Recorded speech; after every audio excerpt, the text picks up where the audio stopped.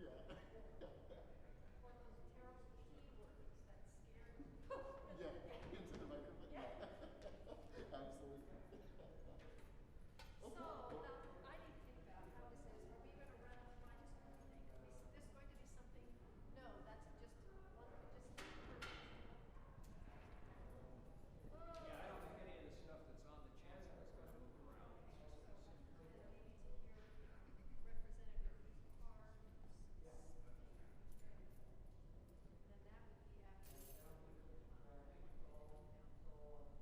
that would be after. Will you sit down? I'll probably just have a seat. When it's ready, when he's ready to speak. Yeah. Because we don't want to be ones that avoid all chances of falling down the stairs.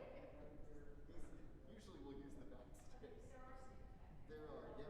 You'll just have to kind of, well, actually you can come. But I'd like to do that. I'd like to. You can actually, if you don't mind brushing up against the palms, it's easy to exit that way. Yeah. Is that the question from You're too young? Artie Johnson. Do you don't know Phil? No, he's far too young. But Artie Johnson used to stand Like behind this. a group of potted palms wearing a Nazi helmet. And he would go like this. And he would say, he would part the lead. He would say, very interesting, but stupid. Thank you. That's exactly what that reminds me of. You're too young.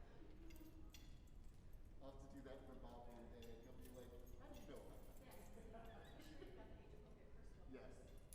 You should have got the age of okay, personal. Yes. Right. Right. Yeah, maybe not. How about what?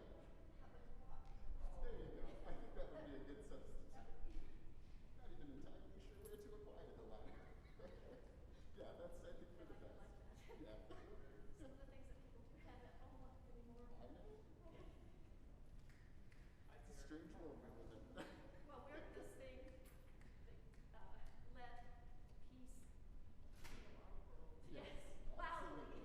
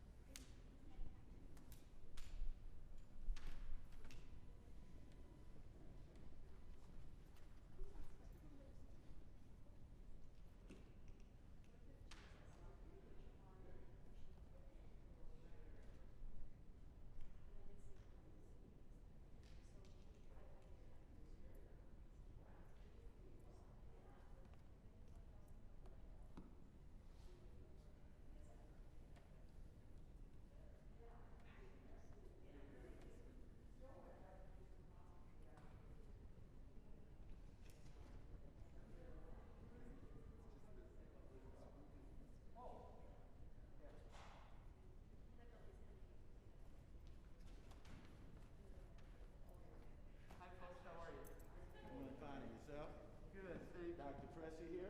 Hi, Dr. Pussy. Michael Spath. Yeah, how you doing? Michael? Fine, This is, thank you. Howard Ford. Very nice to have you here. Welcome. Welcome. Thank you. Well, this is Glad to have you. You know, I don't remember back that far, but I don't know. It was back in the 70s, back in the 70s, 80s. that might have been before my time. Oh, well, how long have you been here? Just since '99. Okay, now you're a pastor. Well, I'm not a pastor here. I'm one of the members. Good. And I thought I'd tell you, we're live streaming this, and we will have it available on our YouTube channel after this too. So you're welcome to there's mine. Thank you. You don't mind me asking. No, sure, you're welcome to do that. Would you mind if you just sat in the second pew here because the participants in the service are going to sit in the Oh, first pew? okay. Would you all mind doing that? No. And you can set your Are they going to be on the front row? on both sides. On both sides? Okay. And if you could just maybe Yeah, you're at the end of the aisle, that's a good spot anyway. I've done that myself. thank you. It's nice to meet you. Oh, same here. Blessings to you. bless you. Thank you. And we have just recently Blessings to you, upgraded sir. our Thank you. live streaming capability. Oh, okay. We have a young man up there prepared to do a professional editing job and Oh, everything. okay. Great. Well, we're just doing it because we're trying to poor people's campaign. Oh, good. We're just trying to make sure that the community getting out there and what students need. Great. Kimberly, Kimberly Yes, Curtis, yes. I think she's going to be here. Yes, she's one of the representatives. So yeah, in fact, Nakia is our videographer. He's a thank you.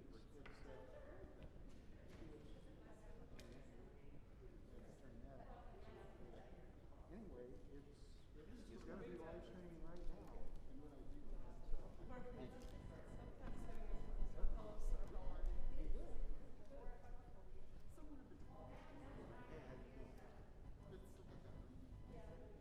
And what's the next? Just to go on to Plymouth? Just go to Plymouth? Yeah. For your live stream? Yeah. Have you got an email on here? Yeah, my email. Yeah, yes, sir. Yes, sir. Yeah. Any questions you have, don't hesitate to ask. Okay, thank you. Stuck it in the pocket of all my things. Well, we'll make sure you get it.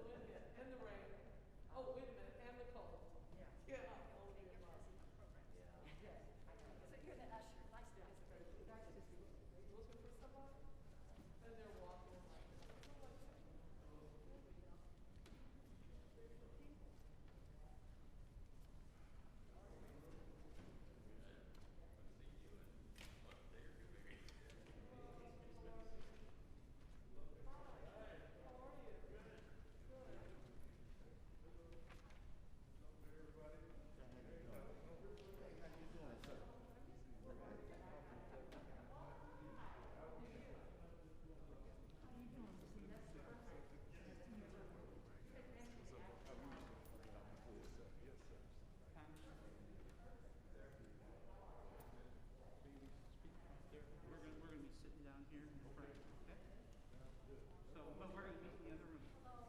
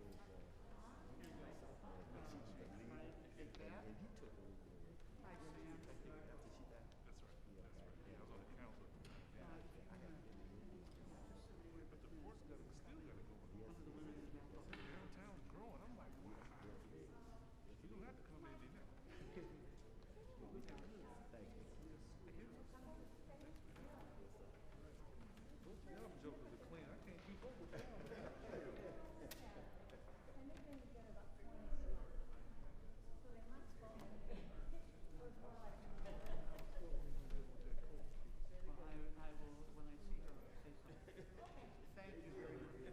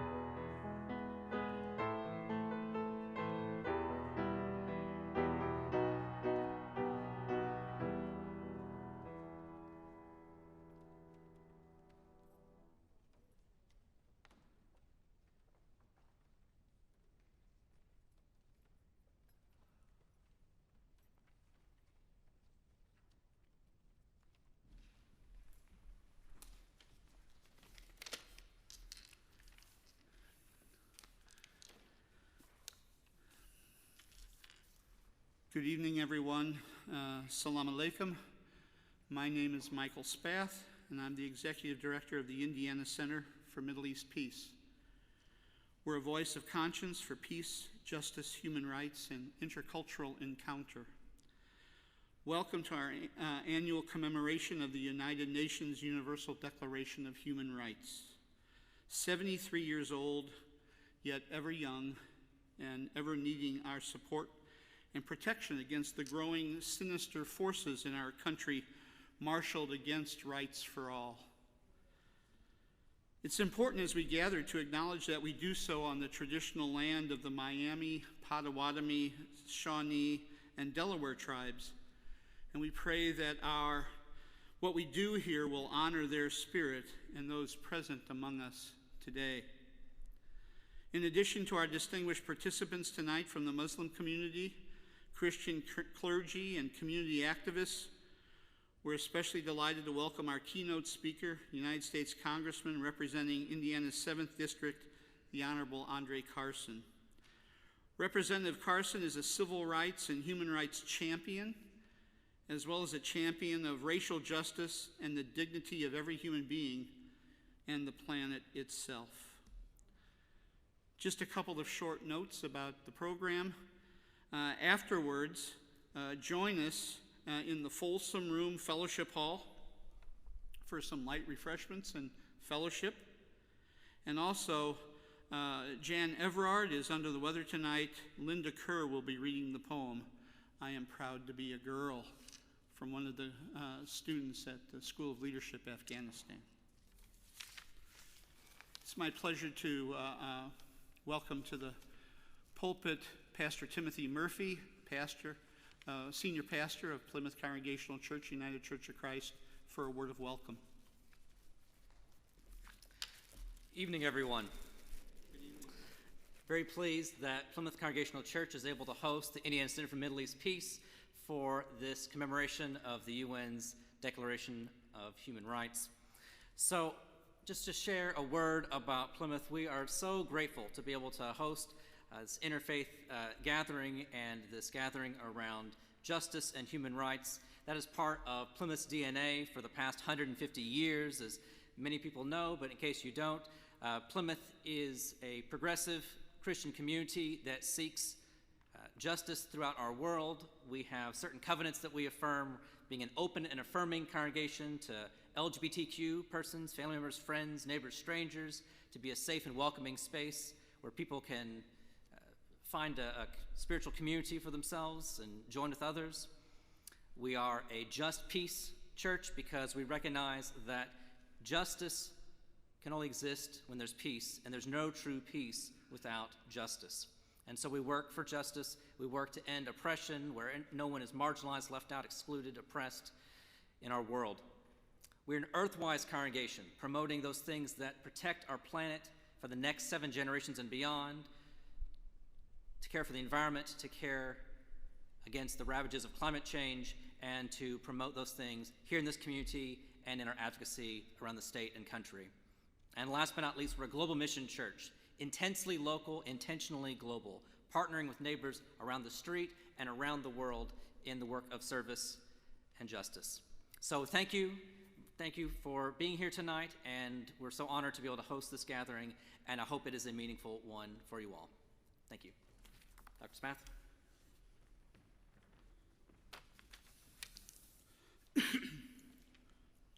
On January 6, 1941, President Franklin Roosevelt spoke before Congress, presenting a simple yet eloquent vision of a nation dedicated to what he called the 4 freedoms: freedom of speech and expression, the best defense against the corruption of democracy; freedom of worship, our shield against the forces of bigotry, intolerance, and fanaticism; freedom from want, a commitment to erasing hunger, poverty, and pestilence from the earth; freedom from fear, a freedom dependent on collective security with the creation of the United Nations. In 1946, appointed as a delegate to the United Nations by Harry Truman after her husband's death, elected chair of the UN's Human Rights Commission and primary author of the Universal Declaration of Human Rights, Eleanor Roosevelt believed it hypocritical that Americans would commit themselves to fighting overseas for the four freedoms while not dealing with racial discrimination in the United States. She had committed her life advocating for equal rights for African Americans, women, and labor. For Eleanor Roosevelt, human rights meant civil rights, those fundamental rights to food and shelter and an education, as well as the right to vote. Because this was the 1940s, she had to first convince her own country that economic and social and cultural rights were included in universal human rights. Even after the Universal Declaration was passed, she had to debate with the American Bar Association and critics in the South that civil rights are human rights. None of this happened without a fight. That's my point. Even now, 73 years later, we're fighting the same fight. If there's a fundamental right to food, well, that means in the United States has a moral responsibility to feed every person. And if it's a fundamental right to be treated freely without discrimination, then what about voter suppression and other Jim Crow laws still present? And if there's a right to an education, then what about the government's commitment to free and equal education for every child in America? Now, each religious faith will have their own understanding based in their own theologies. Tonight, we're highlighting Islam. But the Universal Declaration is what it says it is. It's universal. It understands the inherent dignity of every human being simply because of their humanity. So in addition to the Universal Declaration, I'm also mindful that on December 4th, just a week ago, it was the 54th anniversary of Martin Luther King announcing the Poor People's Campaign. On November 29th, just a couple weeks ago, the United Nations also commemorated the International Day of Solidarity with the Palestinian people. The John Lewis Voting Rights Act, passed by the House of Representatives by a slim 7 votes, failed in the Senate, so it still needs our advocacy. And today, over 80,000 Afghan refugees are being resettled around the country, 700 plus in Indiana and 75 in Fort Wayne. The work continues. Our work continues. Finally, point of personal privilege. As we gather here tonight, I'm remembering our dear, dear friend from the Muslim community, J. Tamir Rashid, who recently passed away. Tamir was more than a friend. He was a brother to me and a brother to many, who was a pioneer in interreligious dialogue and the work for justice. Tamir and I met in 2001, shortly after 9/11, both of us appointed to the Tamir Richards Commission for Interfaith Understanding. Tamir was an ever-present representative of Islam at churches, here in this church, community groups, book clubs, and more, and a partner in many cooperative interfaith ventures in our community, including this particular service. Tamir participated in this, the first 4 or 5 different UN commemorations we held.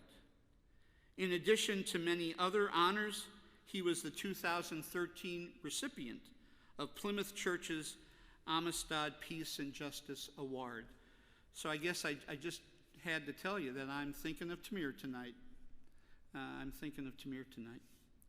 So friends, in this season when it's easy to be distracted by ephemeral things that don't last and don't matter, It's good, isn't it, that we take some time to set our hearts and minds and spirits on the things of justice and human dignity, on the sustainability of the planet, and on our responsibility to and for each other.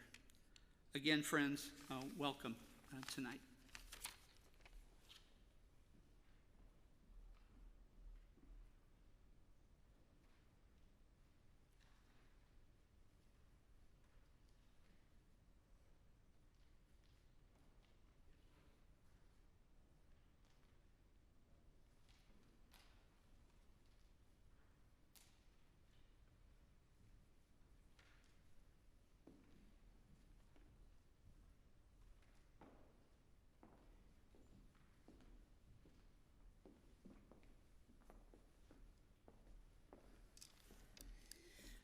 Assalamu alaikum, everyone. Peace be upon all of you. Good evening, everyone. My name is Abdullah Al-Haj. I am the Imam of the Islamic Center of Fort Wayne, and it is a pleasure being here tonight. Thank you for your invitation. Tonight, as we commemorate the United Nations Universal Declaration of Human Rights, as a Muslim community, it translates through our own religious lens in the Universal Islamic Declaration of Human Rights, which was adopted by the Islamic Council of Europe in September 1981. And then I will be reading a quote from that. Quote, "Human rights in Islam are firmly and rooted in the belief that God is the lawgiver and the source of all human rights. Due to their divine origin, no ruler or government, assembly, or authority can curtail or violate in any way the human rights conferred by God, nor can they be surrendered. Human rights in Islam are an integral part of the overall Islamic order, and it is obligatory upon all Muslim governments and organs of society to implement them in letter and spirit within the framework of that order." Thank you. Assalamu alaikum, everyone. My name is Ominu. I am with the Burmese Muslim community here in Fort Wayne. I will continue to read after Imam Abdullah. This right includes the right to live. Human life is sacred and inviolable, and every effort shall be made to protect it. Whosoever kills a human being, it is as though has killed all mankind. And whoever saves a life, it is as though he has saved all life of mankind. Quran, chapter 5, verses 32. The right to freedom. Human beings are born free. Every individual and every people has the alienable right to freedom in all its forms: physical, cultural, economic, and political, and shall be entitled to struggle by all available means against any infringement or abrogation of this right. The right to equality. All persons are equal before the law and are entitled to equal the opportunities and protections of the law. Thank you. Assalamu alaikum, peace be upon you all. My name is Imam Hamza Sharif. I'm the Imam of the Universal Education Foundation. It's an honor to be here today, and it's always an honor to be in this church, and blessing from God that we have this church in our community and many other churches that are involved in the human rights activism. And also it's a blessing to be with Indiana Center for Middle East Peace. And it's a pleasure to have our representative, Carson. I ask God to bless all of you. And thank you for the invitation tonight. I'm going to continue reading from the declaration. The right to justice. Every person has the right to be treated in accordance to the law and only in accordance to the law. Every person has not only the right, but also the obligation to protest against injustice. It is the right and duty of every person to defend the rights of any other person and the community in general. Every person has the right to food, shelter, clothing, education, and medical care consistent with the resources of the community. This obligation of the community extends in particular to all individuals who cannot take care of themselves due to some temporary or permanent disability, and many other fundamental rights. The Holy Quran clearly describes the purpose for which God created human beings, peoples, and tribes. O people, we created you from the same male and female and rendered you distinct peoples and tribes that you may recognize one another. Chapter 49, verse 13. Thank you. God bless.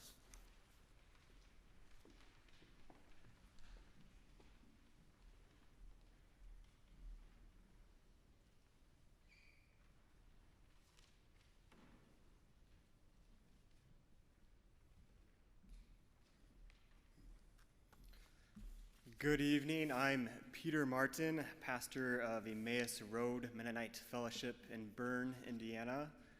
I'll be reading this evening The Confession. It is a poem called Refugees by Brian Bilston. And I would draw your attention to the note in the program. The poem evokes the ways we see each other. We see reality differently based on the way we position ourselves, the way we focus our intention and our gaze. So I will read through the poem twice from different directions. They have no need of our help, so do not tell me these haggard faces could belong to you or me. Should life have dealt a different hand, we need to see them for who they really are, chancers and scroungers, layabouts and loungers, with bombs up their sleeves, cutthroats and thieves. They are not welcome here. We should make them go back to where they come from. They cannot share our food, share our homes, share our countries. Instead, let us build a wall to keep them out. It is not okay to say, these are people just like us. A place should only belong to those who are born there. Do not be so stupid to think that the world can be looked at another way. Let us reposition ourselves, read from another direction. The world can be looked at another way. Do not be so stupid to think that a place should only belong to those who are born there. These are people just like us. It is not okay to say, build a wall to keep them out. Instead, let us share our countries, share our homes, share our food. They cannot go back to where they come from. We should make them welcome here. They are not cutthroats and thieves with bombs up their sleeves, layabouts and loungers, chancers and scroungers. We need to see them for who they really are. Should life have dealt a different hand, these haggard faces could belong to you or me. So do not tell me they have no need for our help.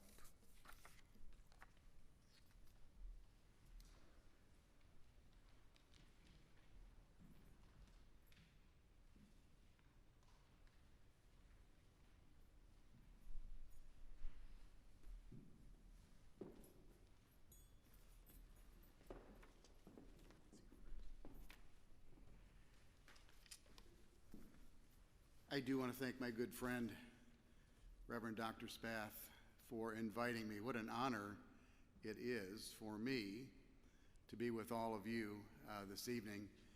And Pastor Murphy and so many excellent folks that I've just had the opportunity to meet for the first time. Thank you so much to have me in this hallowed hall. And if I may just go off script for 1 second, I do want to say how much I enjoyed meeting Congressman Andre Carson. And Congressman, I want you to know how much I adored your grandmother. I knew her when I was a young intern in the Indiana Senate many, many years ago and followed her career and how outstanding she was as a member of our House of Representatives, United States House of Representatives in Congress, and it was a pleasure. So thank you. It's nice to be here. We will be reading some excerpts from the Universal Declaration of Human Rights, and I shall begin. Recognition of inherent dignity and of equal and inalienable rights of all members of the human family is the foundation of freedom, justice, and peace in the world. And all, if you would join in, disregard and contempt for human rights have resulted in barbarous acts which have outraged the conscience of mankind, and the advent of a world in which human beings shall enjoy freedom of speech and belief and freedom from fear and want has been proclaimed at the highest aspiration of the common people. The peoples of the United Nations have in the Charter reaffirmed their faith in fundamental human rights, in the dignity and worth of the human person, and in the equal rights of men and women who have determined to promote social progress and better standards of life in larger freedom. It is essential that human rights should be protected by the rule of law. All human beings are born free and equal in dignity and rights, endowed with reason and conscience. Everyone is entitled to all rights and freedoms without distinction, such as race, color, sex, language, religion, political or other opinion, national or social origin, property, birth, or other status. Everyone has the right to life, liberty, and security of person. No one shall be subjected to torture or cruel, inhuman, or degrading treatment or punishment. All are equal before the law, entitled without any discrimination to equal protection of the law. No one shall be subjected to arbitrary arrest, detention, exile, or interference with their privacy, family, home, or correspondence, nor attacks upon their honor and reputation.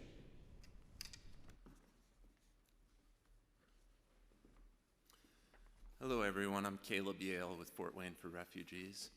I'm going to continue reading along here. Thank you for having me. Everyone has the right to freedom of movement and residence within the borders of each state. Everyone has the right to leave any country, including their own, and to return. Men and women of age, without limitation of race, nationality, or religion, have the right to marry and are entitled to equal rights during marriage and at its dissolution. The family is the natural, fundamental unit of society and entitled to protection by society and the state. Everyone has the right to own property as well as in association with others. Everyone has the right to freedom of thought, conscience, and religion, the freedom to change their religion or belief, and freedom of teaching, practice, worship, and observance. Everyone has the right to freedom of opinion and expression. Everyone has the right to freedom of peaceful assembly and association. Everyone has the right to equal access to public service. The people's will shall be the basis of the authority of government expressed in free elections with universal equal suffrage. Everyone has the right to the economic, social, and cultural rights indispensable for their dignity and the free development of their personality.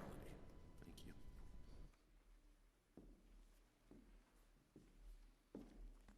Hello, everyone. I'm Diane Rogers. I'm the president of the Oxford Street Association, and I really stand for justice for my community and everyone in it. and thank you again for having me. Everyone has the right to free choice of employment, to just conditions of work, and the right to equal pay for equal work. Everyone who works has the right for just remuneration for themselves and family. Everyone has the right to join trade unions for protection of their interests. Everyone has the right to rest, leisure, reasonable working hours, holiday pay. Everyone has the right to everyone has the right to a standard of living equivalent for their health and well-being for family, food, clothing, housing, medical care, and necessary social services, and the right to secure in the event of unemployment, sickness, disability, old age, and other circumstances beyond their control. Everyone has the right to education, full development of human personality, and the strength of respect for human rights and fundamental freedoms. These rights and freedoms should be promoted, understanding, tolerance, and friendship amongst all nation and racial and religion groups. The right to participate in cultural life of the community, to enjoy arts, and to share in significant benefits. Everyone has the duty to the community in which the field development of their personality is possible. Recognition of inherent dignity, equal rights of all members of the human family, the fundamental of freedom, justice, and peace in the world.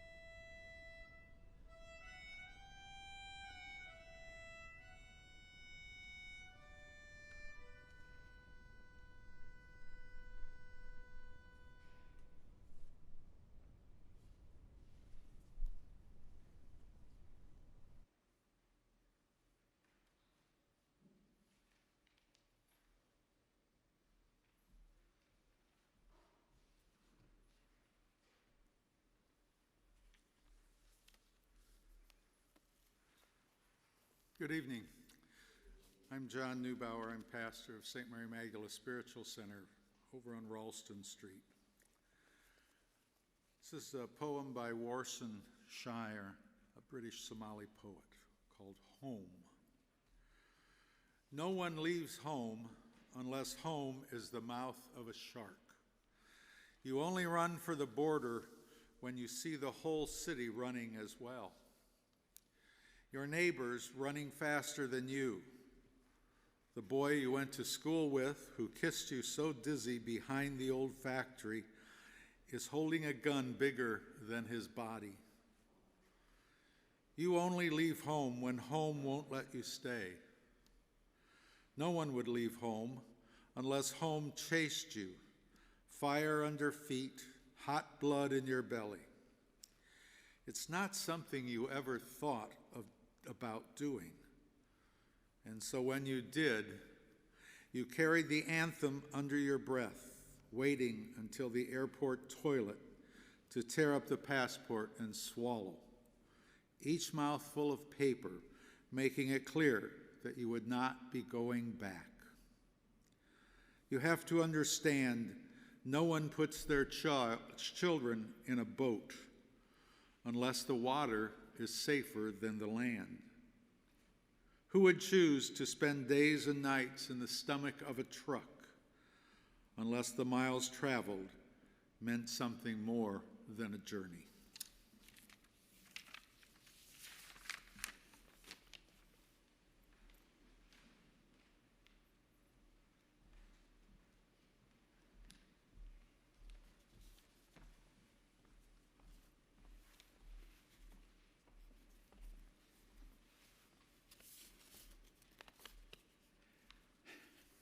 Linda and I will read two poems from Afghan girls at the School of Leadership, Afghanistan, SOLA. SOLA is the first and only boarding school for girls in Afghanistan, with 100 students in grades 6 to 12 from many different ethnic groups: Pashtun, Tajik, Hazara, Turkoman, Uzbek, and many, many others. They're selected from 27 of the 34 provinces of Afghanistan. SOLA evacuated 250 students and staff in August of 2021. The school is operating from Rwanda. 50 of the students have been given scholarships to American boarding schools beginning in January. SOLA operates in an English immersion environment. Poetry is a favorite pastime of Afghans.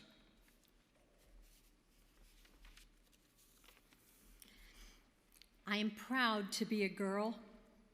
Today's the day I tell myself I am proud to be a girl, a student, and a defender for my people.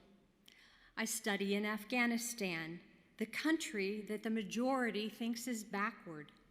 As an educated girl, proudly I can say time has changed. They've changed mindsets. People started traveling, and girls can take further steps. Strong girls like me have shown that the world is ours. Don't see me as useless. Don't push me away. Don't tell me that I can't, because I am the girl that will change your negative thoughts. I am studying in a school with brave girls that are from all around Afghanistan. These girls are proud to save lives, teach, draw, fight, and we can bring equal treatment to everyone. Yes, we can do all the housework, but beside that, we can handle the heavy problems that come on us every time. Today, there is no discrimination and disability. We can mix up the cultures, and we can rule the future. There is no way to stop this. You're still living. You have the ability. You're still the fighter for the equal future. And the girl with tears just don't know what she hears. A girl smiles because she always rises. In this world of dishonesty, a girl always tries. With all the problems and challenges, a girl still wants her rights. A girl changes a family, but I will change lives. Nothing can stop my mind, because my dreams still fly. They push a girl back. but that girl still fights. No one can quiet me. I still have my voice. My words show what I am. A girl from deep in her heart still writes.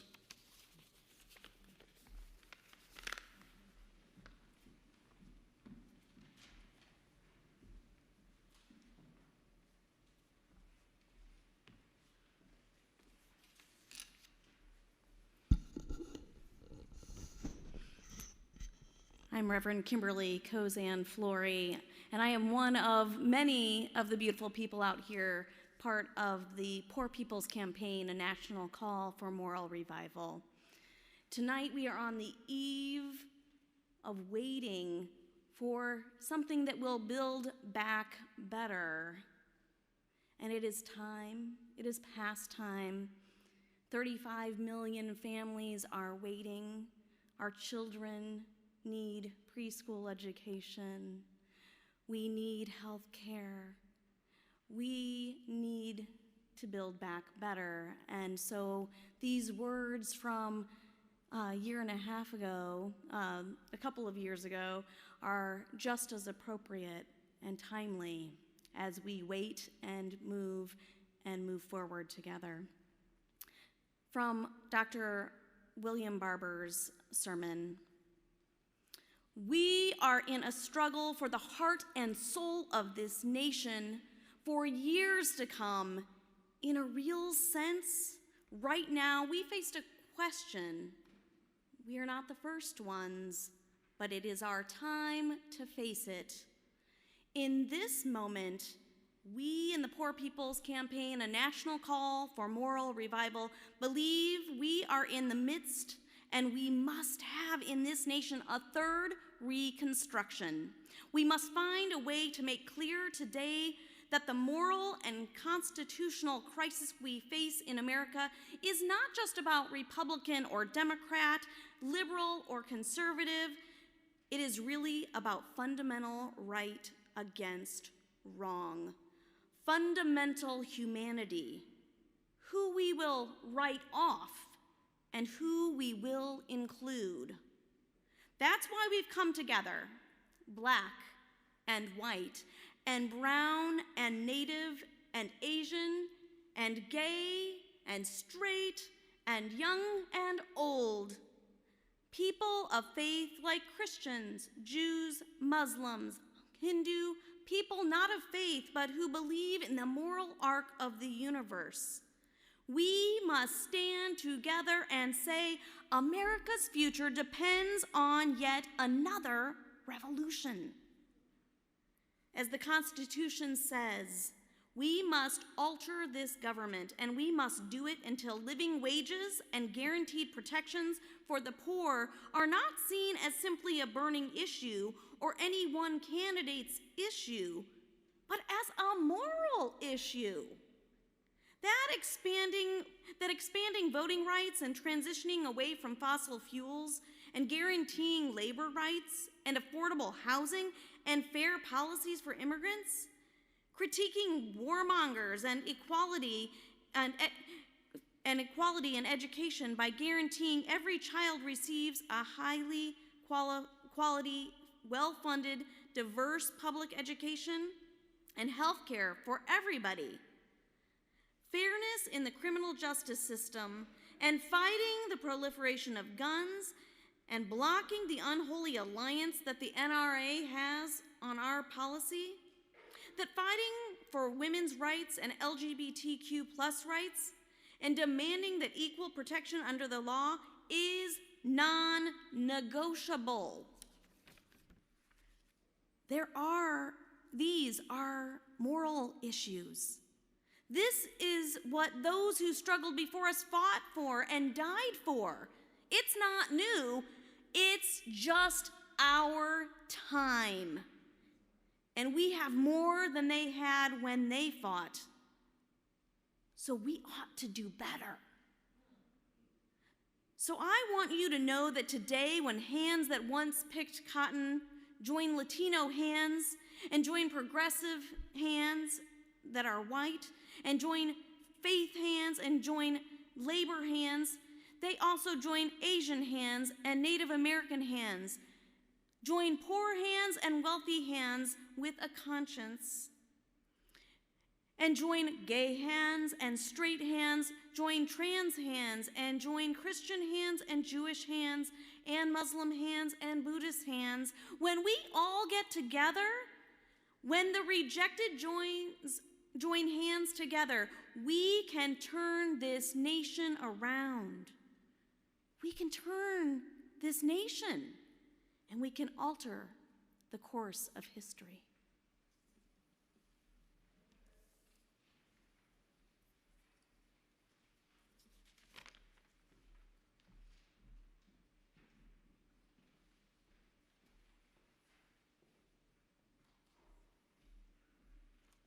You're invited to stand as you're able and join together as we sing, "We Shall Overcome."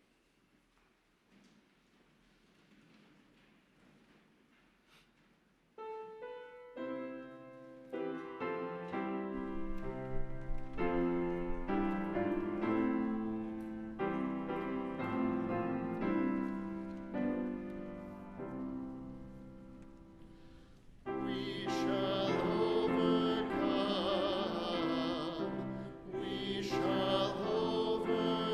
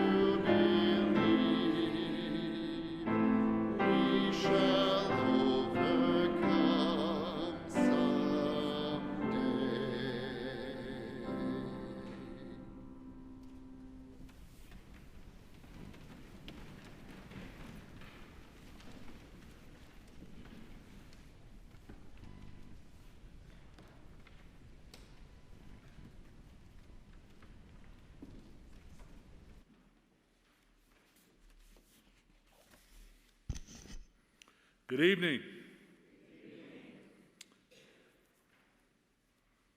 I want to thank all of our friends who are here for the Indiana Center for Middle East Peace's commemoration of the Universal Declaration of Human Rights, which we celebrate today. To Professor and Dr. Mike, thank you. Thank you.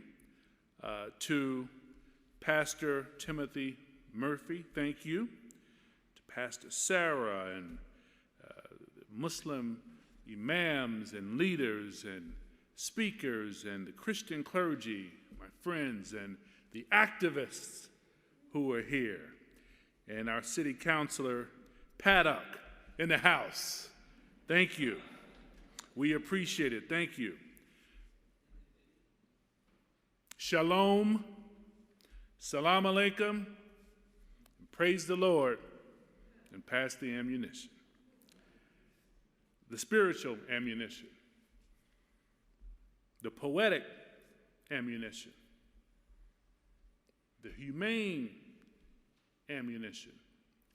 You know, Dr. Martin Luther King once said, and we all know, injustice anywhere is a threat to justice everywhere. You know, more than 5 decades after his tragic death, those words are more relevant now than ever. Though we have made progress in building his beloved community, we know that there's still so much more work that we should be doing. Strengthening human rights around the world has always been a guiding force for the advancement of the human race. You know, as one of your proud representatives in Congress, a proud Muslim American, a proud Hoosier, a proud Black American, and a fellow defender of human rights for all people, I want to discuss why the Universal Declaration of Human Rights is still as important and relevant today as it was when it was adopted nearly 75 years ago. As many of you already know, the UDHR was officially adopted by the UN General Assembly December 10th, 1948, motivated by the atrocities of 2 world wars. This declaration was the first time in human history that our global community of nations agreed on a comprehensive statement about our human rights. Since its proclamation, UDHR has served as a global roadmap for freedom and equality. Of course, we know it outlines 30 fundamental human rights, detailing personal freedoms that belong to all of us, which no one should ever take away. And it recognizes that the inherent dignity of all members of the human family is the foundation for freedom, justice, and peace in this world. I think about tragedies that are impacting those of us who are passionate about these issues and people we love across the world. I think about Christians who are impacted, Jewish brothers who are impacted and sisters who are impacted, Hindus, Sikhs, non-believers, especially Muslims, fellow Muslims. China is an example. One of the world's largest superpowers, the People's Republic of China, has sought to restrict the practice of Islam throughout the country by persecuting millions of Uyghur Muslims for many years now. There are more than 10 million Muslims spread throughout the western region of China, And this religious minority has been persecuted by the Beijing central government, by those who seek to erase the Muslim identity from its borders. You know, inside many of these Chinese internment camps, many Uyghur Muslims have publicly stated that they have been forced to renounce Islam, they criticize basic practices, and even recite Communist Party propaganda songs every day. Additionally, there are so many media outlets have reported that Muslims are being forced to eat pork and drink alcohol against their wishes, both which are forbidden in Islam. But there are also widespread reports of torture, mass murders at the hands of the Chinese government. Now, authorities have shut down so many underground Christian churches and torn down crosses of some of these churches, which have been deemed illegal by the government. Now, this is wrong, plain and simple, we know. But America has a responsibility to lead the way in condemning and stopping this oppression.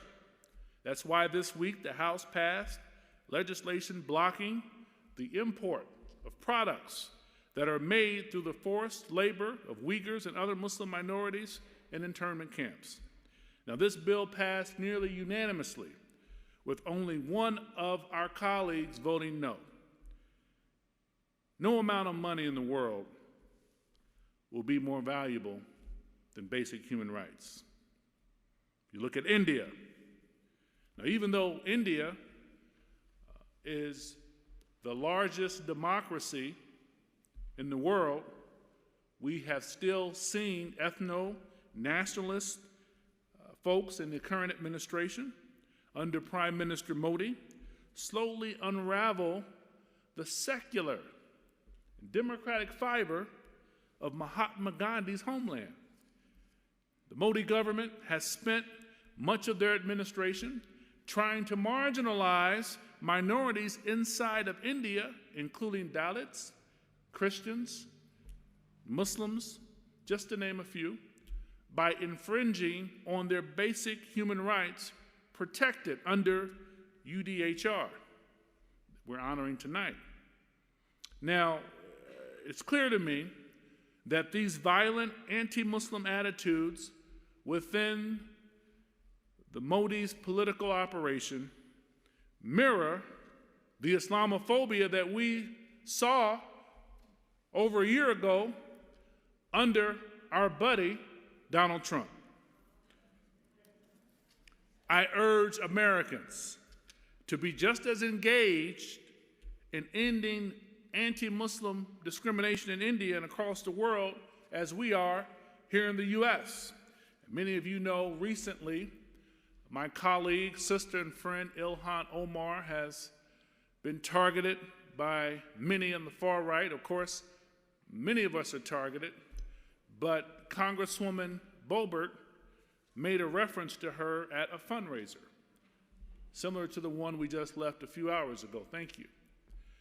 And she made a reference to her being a terrorist and carrying bombs in a backpack. That kind of language to me is not only un-American, it's unacceptable. To have a sitting member of Congress talk about one of her colleagues in a way that trivializes her existence and that minimizes her struggle and contribution to the greater society. So, we're at a crossroads of what must we do to set a precedent. Now, we could learn great lessons from our Jewish brothers and sisters. Great lessons. When they said never again, they meant it. And I think Muslims, because it's a new phenomenon in Congress, must take a similar approach. Look at the struggles of the black community, civil rights movement, and we're still fighting against police brutality and institutional racism. But now you have a Muslim community that is multiracial and multicultural and dealing with a new reality, a post 9/11 reality. It's very clear. I can remember before 9/11 being a young man going to the mosque, trying to register people to vote, and was met with some resistance. And then after 9/11, some of the same Muslims, Brother Imam, you know, who before 9/11 were legally white in terms of checking a box, but socially they were non-white, now began to re-examine who they were under this reality and started making references to the successes that had been made by the black community.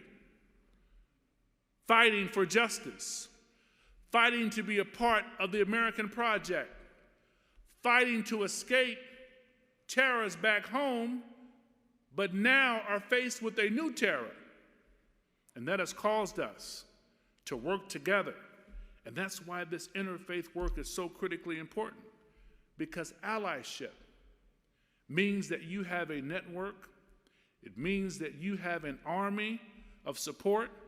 It means that faith leaders can weigh in on their congregants and press them to adhere to the edicts that are contained in not only the Torah, the Talmud, the Old Testament, the New Testament, the Quran, the Hadith, the Gita, and say, let's stand on these principles. I look at the American spirit, the Hoosier spirit, and I think about the plight of Afghan refugees all over the world.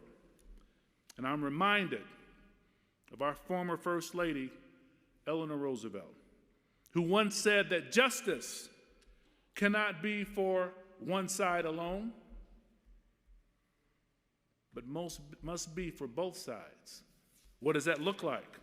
According to the UN High Commissioner for Refugees, Afghan refugees constitute one of the largest protracted refugee situations in the world today. There are nearly 6 million Afghans who have been forcibly displaced from their homes. Of those, 3.5 million are displaced within Afghanistan, and 2.6 million are Afghan refugees living in other countries, including here in the U.S. We have all seen and heard the tragic stories of Afghan refugees struggling mightily to leave their country with their families intact. I believe our country was right to end our military intervention there, but we cannot turn our backs on the Afghan people, especially now, especially those who assisted our U.S. troops. We can't do it.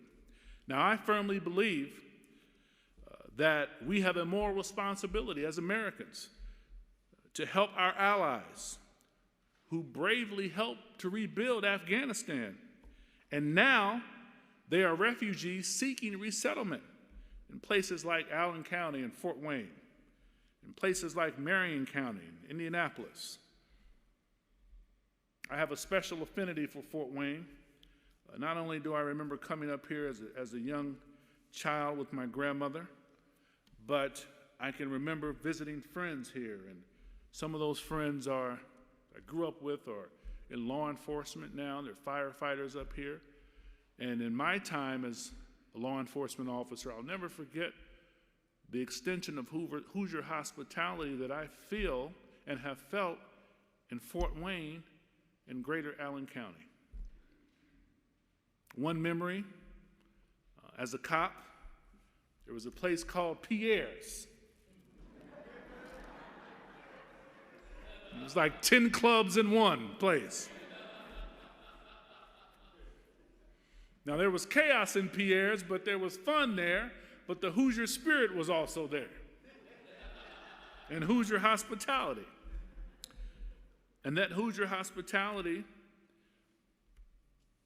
must extend not only to Afghan brothers and sisters, not only to Uyghur Muslims, not only to South Asian brothers and sisters, but we have to have a laser focus on Palestinian brothers and sisters. We know that the black struggle continues in this country, and we're going to stay there. We know that the Latino struggle continues in this country, and we'll stay there. We know that the indigenous struggle continues in this country, and we're going to stay there. But we have to deal with the Palestinian question, who continue to fight oppression at the hands of the Israeli government. You know, we've been working hard in Congress to make sure our country holds Israel accountable for this wrongdoing. Now, let's be clear. I care deeply about the safety of the Israeli people, but we should not be giving Israel a blank check to fund their ongoing human rights violations against the Palestinian people. Now, as you can imagine, I've taken some heat for my stance on this, but I was raised by my grandmother, and I didn't come to Congress to be popular. I came to do what is right. Being critical of Israel doesn't make me a bigot, doesn't make me anti-Semitic. I love the Jewish people. I'm intertwined with the Jewish spirit. I'm critical of my own country, America. I'm critical of African countries. I'm critical of Middle Eastern countries. I'm critical of South American countries. Doesn't make me a bigot. I want us to continue working hard to bring about peace to the region and to ensure the safety and security and equality of Israelis, of Palestinians, and all who call the region their home. Now, of course, this just isn't about folks of the Islamic faith. More than 75 years after the Holocaust, anti-Semitism remains a very dangerous and growing crisis throughout the world. I stand with my Jewish brothers and sisters and will continue working with them to end the discrimination and violence they face. But I also firmly support all the Christians around the world who face persecution by observing their faith. You know, we have to safeguard the human rights of everyone, regardless of faith, even if they even don't have a faith. We have to ensure that people of faith don't use their religion to justify discrimination. Every single one of us has a moral obligation as Americans and as people of goodwill to speak up against injustice and oppression wherever we see it. That's why many of us in this room, myself included, work tirelessly to end Donald Trump's hateful Muslim ban. And that's why we speak out against Islamophobia and prejudice in any form in Congress, which is the People's House. You know, whether it's here in our state of Indiana or far away in places like China, India, Israel, or Palestine, we need to make sure that basic human rights are protected and everyone has adequate food, shelter, safety, education, and other basic necessities of life. I'm reminded about a discussion that Jesus was having with his disciples, and they were talking about this notion of leadership. And Jesus, in his infinite wisdom, said, "He who wishes to be chief amongst you shall first be your servant." What does it mean to be a servant? It means that you have to be a bit selfless. Not a pushover, but a bit selfless. To see a greater cause than oneself. To not be so wrapped up in material possessions that you become distracted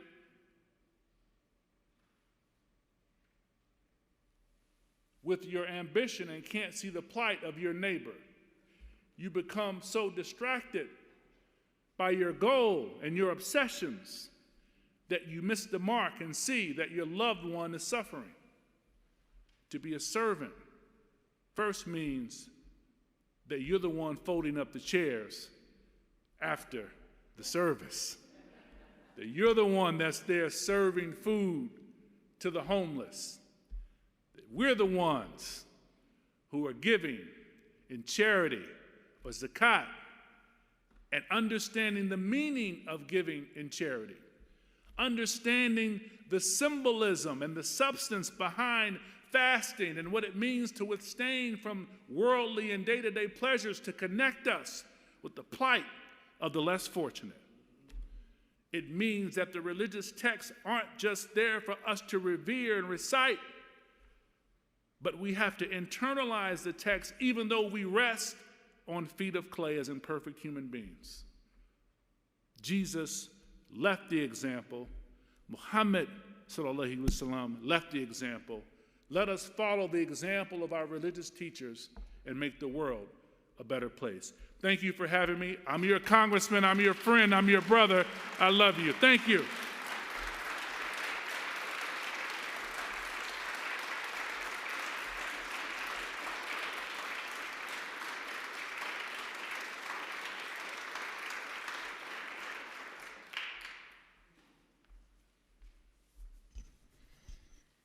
Friends, as we prepare to leave this place and go back out into the world, each one of us an ambassador for human rights, peace, and justice in the world, I invite you to join me in the responsive sending forth in your bulletins.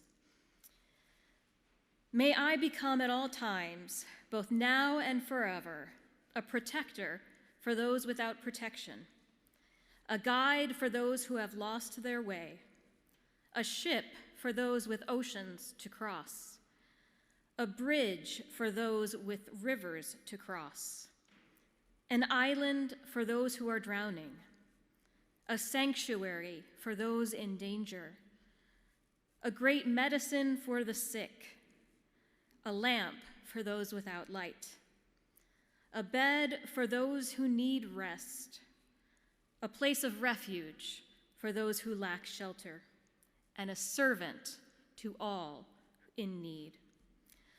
And until we pass away from pain, may I be a source of abundance, life, and harmony for all sentient beings, all the earth, a vehicle for bliss until the ends of the universe.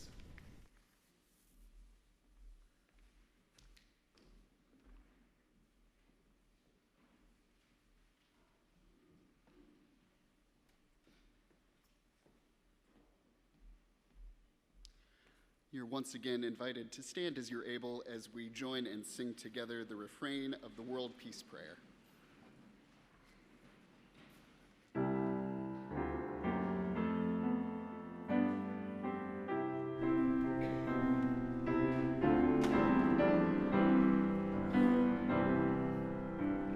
Lead us from death to life, from falsehood to truth, from despair to hope, from fear to trust. Lead us from hate